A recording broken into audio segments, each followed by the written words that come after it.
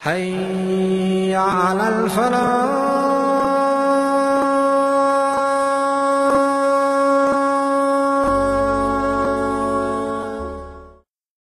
யார் ஒருவர் ஃபர்லான தொழுகைகளுக்கு முன்னால் அல்லது பின்னால் 12 ரக்காத் அல்லது 10 ரக்காத் சுன்னத் தொழுது வருகிறாரோ, அதுல லுஹருக்கு முன்னால 4 2 4, லுஹருக்கு பின்னால 2, அந்த 12 லிஸ்டில் உள்ளது. அதே போன்று மகரிபுக்கு பின்னால 2 8, இஷாவுக்கு பின்னால 2 10, ஃபஜ்ருக்கு முன்னால 2 12. இதிலே லுஹருக்கு முன்னால 2 தொழலாம் என்று ஹதீஸ் வருகிறது. 2 தொழுதால் 10. இந்த 10 அல்லது 12 ரக்காத்துக்களை ஒருவர் ரெகுலராக தொழுது வந்தால், பயணத்தில் இருந்தால் தொழ தேவையில்லை. பயணத்தில் இருந்தால் அவர் ஃபர்லான தொழுகைகளை மாத்திரம் தொழுதால் போதும். இந்த ரெகுலரான சுன்னத்தை தொழ வேண்டிய அவசியமில்லை. தொழுவது சுன்னத்தும் அல்ல. ஒருவர் ஊரில் இருக்கும் போது இந்த 12ஐயும் தொழுது வந்தால் அவருக்கு சுவர்க்கத்தில் ஒரு வீடு கட்டப்படும். இதை கொஞ்சம் தனிமையில் உட்கார்ந்து யோசிச்சு பாருங்க. அல்லாஹ்வுடைய தூதர் சொல்கிறார்கள், வஹீன் அடிப்படையில் சொல்கிறார்கள். இது பொய்யாக இருக்குமா? இதுல நமக்கு சந்தேகம் வர முடியுமா? நிச்சயமாக வராது. அன்புள்ள சகோதரர்கள், இன்றைக்கு பாருங்க நம்முடைய நிலைமைய. நம்ம 12 சுன்னத்தை பத்தி பேசிட்டு இருக்கிறோம். நம்ம இப்ப பேசுற டாபிக் என்னன்னு கேட்டால் 12 ரக்காத் சுன்னத். ஆனால் நம்மில் பெரும்பாலானவர்களுக்கு 5 நேர தொழுகையே இல்லை. இன்னா லில்லாஹி வ இன்னா இலைஹி ராஜிஊன். என்னதான் மனசுல நினைச்சிட்டு வாழ்ந்துட்டு இருக்கிறோமோ தெரியல. இந்த தொழாம வாழ்ற சகோதரர்கள் மனதில் எதை நினைத்து என்ன நினைக்கிறாங்க என்று உண்மையாக அவர்களே ஒரு தரம் மீட்டி பார்க்க வேண்டும். நான் தொழாம வாழ்றேனே, நான் என்ன நினைச்சிட்டு இருக்கிறேன்? அல்லாஹ் இல்லையா? குர்ஆன் ஹதீஸ் பொய்யா? மௌத் என்பது பொய்யா? கபருடைய வாழ்க்கையை நான் ஈமான் கொள்ளவில்லையா? மறுமையிலே அல்லாஹ் என்னிடம் முதலாவது கேட்க போகிற கேள்வி தொழுகை தொழுகை என்று சொல்கிறார்களே, இது பொய்யா? தொழாதவர்களுக்கு அல்லாஹ் சக்கர் என்ற நரகத்தை தயார் செய்து வைத்திருக்கிறானே, இது பொய்யா? கொஞ்சம் யோசிச்சு பார்த்தாங்கன்னால் அவர்களுக்கே அவர்கள் செய்யக்கூடிய அசிங்கம் புரியும். அல்லாஹு தஆலா எவ்வளவோ நிஅமத்துகளை தந்திருக்கிறான் சகோதரர்களே. அல்லாஹ் தந்திருக்கிற நிஅமத்துகளை எண்ண ஆரம்பித்தால் நம்மால் எண்ணி முடிக்க முடியாத அளவு நம்முடைய சொந்த வாழ்க்கையில் அல்லாஹ் நிறைய நிஅமத்துகளை தந்திருக்கிறான். தேவண்டா உட்கார்ந்து பட்டியல் போட்டு பாருங்கள். உங்களோட 2 கண்ணும் கெட்டு போகும்போது கண்ணின் பெருமதி உங்களுக்கு புரியும். உங்களுடைய 2 கிட்னிகளும் பழுதாகும் போது அல்லாஹ் தந்திருக்கிற கிட்னியின் பெருமதி உங்களுக்கு புரியும். ஏதாவது ஒரு இடத்தில் எலும்பிலோ சதையிலோ எங்காவது ஒரு இடத்திலே கேன்சர் என்று ஒரு நோய் உண்டாகும் போது அந்த ஆரோக்கியமான நிஅமத்தின் பெருமதி நமக்கு புரியும். அல்லாஹு தஆலா தந்திருக்கிற நிஅமத்துகளை எல்லாம் அனுபவித்துக் கொண்டு ஒரு நண்பன் உங்களிடத்தில் சில உதவிகளை வாங்குகிறான். அந்த நண்பன் ஒரு கட்டத்தில் உங்களுக்கு ஒரு பிரதிபகாரம் செய்ய தவறும் போது நன்றி கெட்டவன் என்று அவனையும், நீங்கள் ஒருவனுக்கு ஓட் போடுகிறீர்கள், அந்த ஓட் போட்ட அவன் உங்களுக்கு சேவை செய்யாத போது அவனை நன்றி கெட்டவன் என்று திட்டுகிற நீங்கள், உங்களுடைய மனைவியை நன்றி கெட்டவள் என்று திட்டுகிற நீங்கள், உங்களுடைய ரப்புக்கு நன்றி உடையவர்களாக இருக்கிறீர்களா கெட்டவர்களாக இருக்கிறீர்களா என்று தொழாதவர்கள் கொஞ்சம் யோசித்து பாருங்கள்.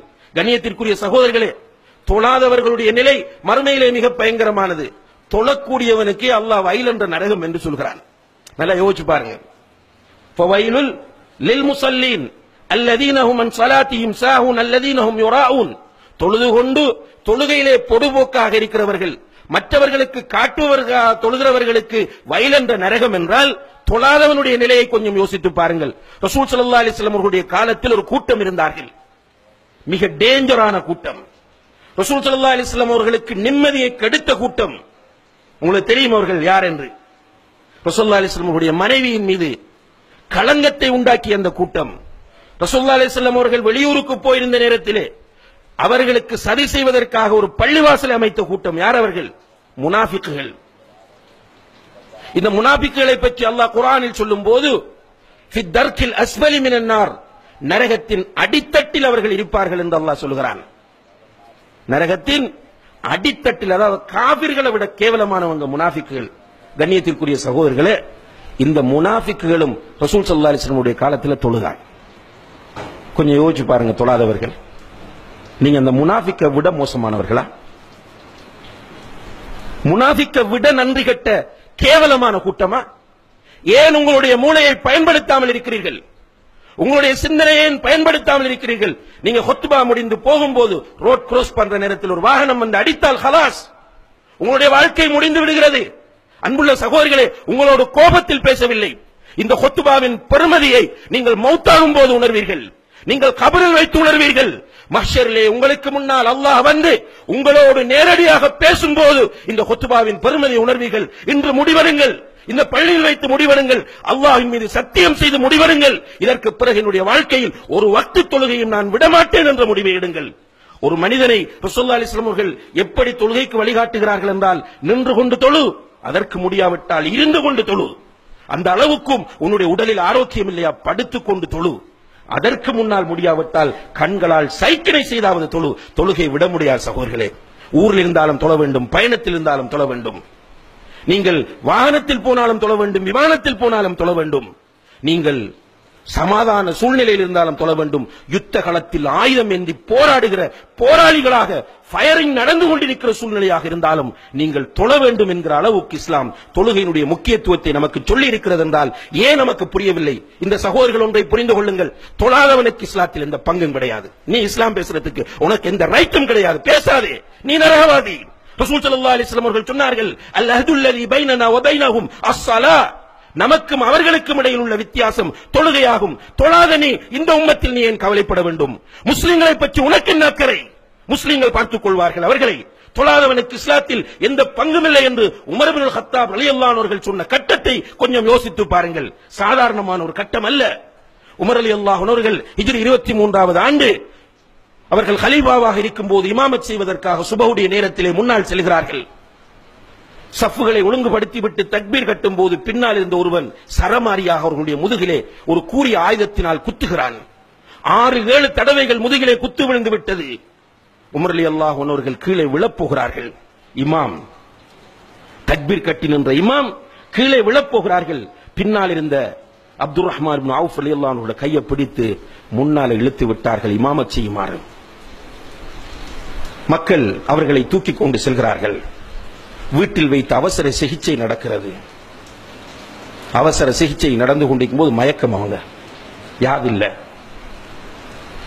உமர் ரலியல்லாஹு அன்ஹு அவர்கள் கண் விழித்து பார்க்கிறார்கள்.